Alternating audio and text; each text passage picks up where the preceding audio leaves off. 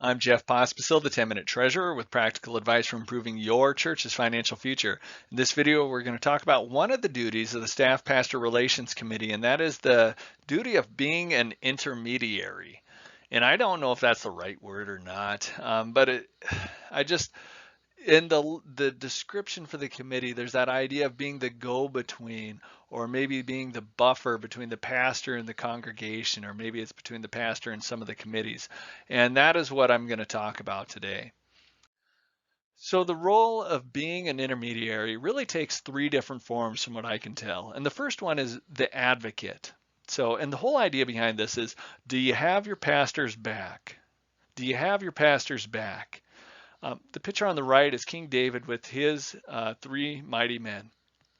These mighty men would do anything for him, but one of the most important things they did is they fought battles that it really wasn't proper for King David to fight or be in. And that's going to be your role, is to fight some battles that it's not proper for your pastor to take the lead in. Some of these might be with the church board or the trustees or the finance committee. A great example comes from the Book of Discipline, actually. The Book of Discipline requires that somebody from the Staff Pastor Relations Committee goes with the trustees when they do the annual walk through the parsonage. And the thought behind it is, if the pastor brings up a concern, sometimes they sound like they're not grateful. But if it's a legitimate concern, really it needs to be raised. And if it comes from somebody from the SPRC, it just has a different ring to it. It doesn't sound self-absorbed or greedy, but it sounds like, okay, that's a legitimate concern. I wouldn't put up with that in my own house. Or maybe it's a pay issue that you're bringing up with the finance committee, or an operations issue, or whatever it is. But those are the things that you can bring forward and take the lead in for your pastor to help them when it's not going to come across well if they take the lead in it. Also, taking the lead when you're going to your congregation. When you're with any church, they all have their own expectations of what the pastor should be doing. So sometimes you have to write those. For example, you probably had some pastors that never took a day off. Well, that's probably not appropriate if you want your pastor to be married and healthy, or not even married, just healthy, period. But communicating that maybe the pastor's day off is on Monday. So, by the way, the pastor's day off is on Monday, and if you have any concerns, call blah, blah, blah. Or maybe there's some other issue.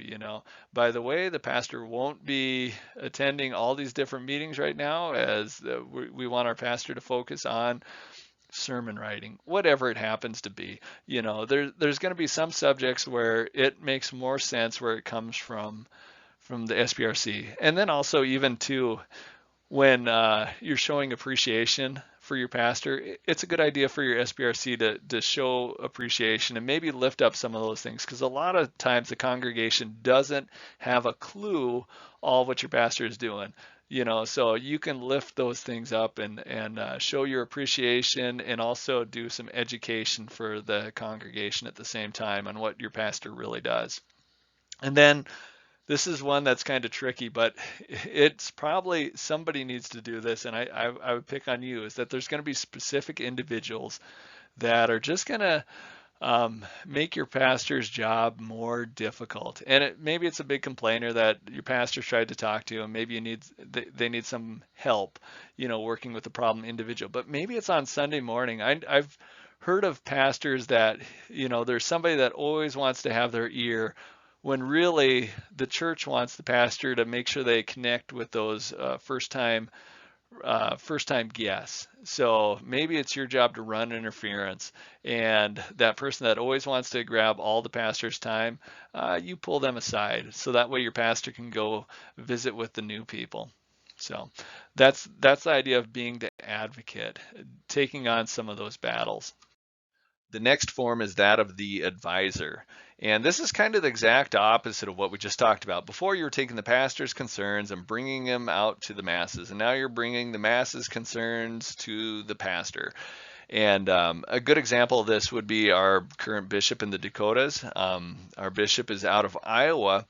And so for her to lead well, she it helps for her to have people on the front lines, so the district superintendents and others, and for them to be able to tell our bishop, what they're seeing, what they're hearing, what they're experiencing. That all plays a role in helping her lead the Dakotas well.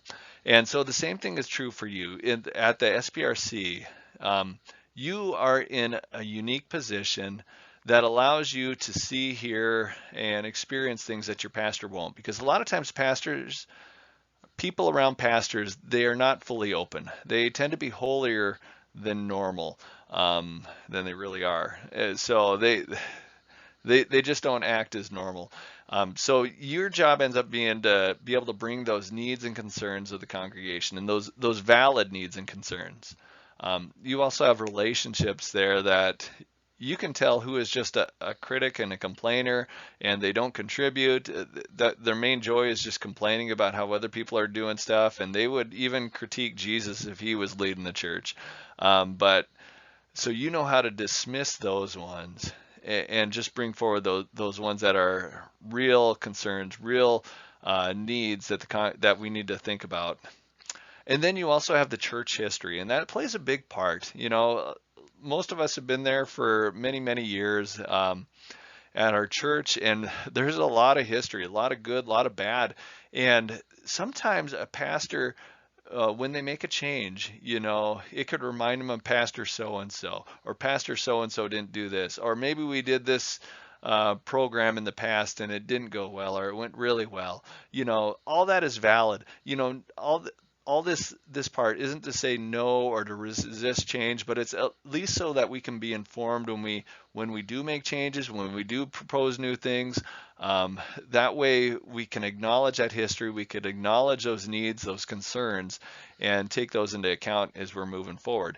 One word of caution is avoid anonymous. That is one of the worst things you could do as a staff pastor relations committee, is say, Pastor, I'm hearing from people, or I know of people that are very concerned, or whatever else, or people don't like. Avoid that anonymous type of feedback.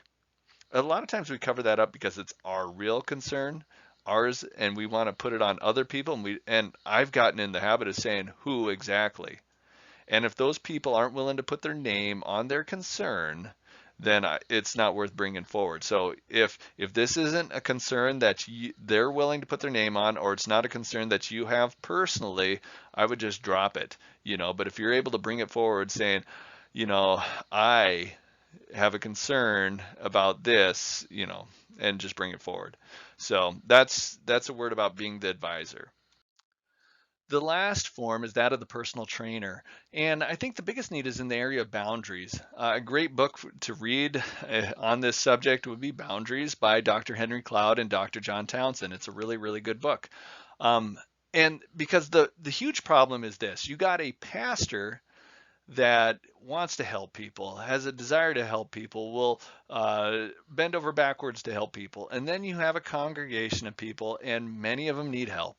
Too many of them need help for what one person could actually help them with. So your pastor's going to burn themselves out, or overextend themselves, or just get bitter and frustrated trying to meet a need that they cannot actually meet. They're not Jesus, and that's one of those hard things you learn in ministry. So your job as a staff pastor relations committee is to work like a personal trainer, help them define what the goal is. So what is the boundary? What does your day off look like so that you can be rested and rejuvenated, rested to get prepared for work? You're not going to be checking your email and taking phone calls from church members, are you, during that time? What about vacations? What does that look? And then relaying these things to the congregation. By the way, just a reminder, Monday is our pastor's day off. So if you have pastoral concerns, call the office and we will have a volunteer help you, or something like that. Or our pastor is away on vacation, so retired pastor so-and-so will be handling all pastoral calls. Help with those. And then, like a personal trainer, you got to check in with them. Pastor, how has your day off been going? You said you wouldn't be doing this, and this. Has that been working out? And then you can kind of work with both parties to make sure you firm up those boundaries, because our goal is that those boundaries will help our pastor be as healthy as possible. So that way, when they're out fishing, they are being rejuvenated, and they're not getting a finance committee call and worrying about that and not having any of the benefit of the day off. So, all right, hopefully that helps. Again, this is a ministry of the Dakotas Conference's finance office, as well as the Dakotas United Methodist Foundation. And as always, you can find more of our stuff online at www.dakotasumc.org. All right, talk to you later.